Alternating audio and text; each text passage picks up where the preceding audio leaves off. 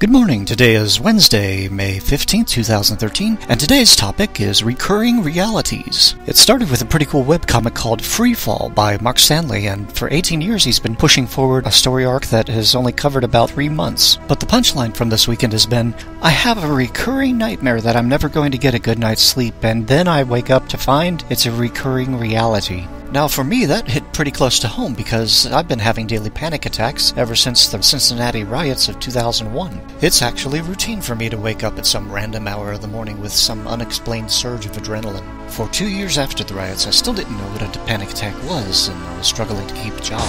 I was prescribed some SSRIs which taught me 2 things. One is that you can find yourself in the 17% of people that become more suicidal by these drugs, and the second is that they can give you some pretty interesting recurring nightmares. I was in the Old West on horseback. I was a cowboy riding into a canyon. There are these callers, they're gunning for me. I don't know who, I don't know where, I don't know when they'll strike while I was on their target. Then suddenly they shot themselves and struck in the chest with hot lead.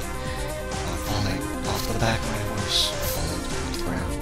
But I'm landing onto the back of another horse. It's my technical skills and courtesy there to catch me and carry me moving to the end of the canyon, an identical canyon, another ambush canyon, 50 times a day.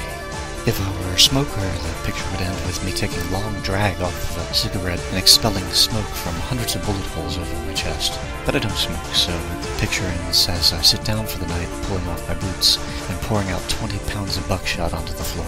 10 years later, the panic attacks still happen every day, but the recurring nightmares pale to the recurring realities. The 93-year-old mother-in-law gets up at any hour of the night to use the bathroom and spends more time inside than outside.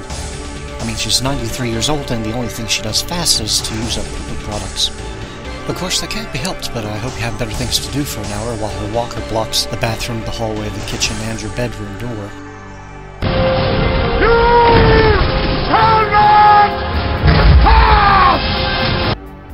Then there's Mr. Bilbo Boogums, who must have belonged to Ernie Schrödinger at some time, because no matter time of day or night, he wants to be both inside and outside at the same time. All the adrenaline still exhausts me, but it's easier to cope with once I know what's behind it. So let me ask you, what are your recurring nightmares and recurring realities? I hope to see and hear from you by next week, but in the meantime, this is Joel Twisty Nye wishing you happy trails and pleasant dreams.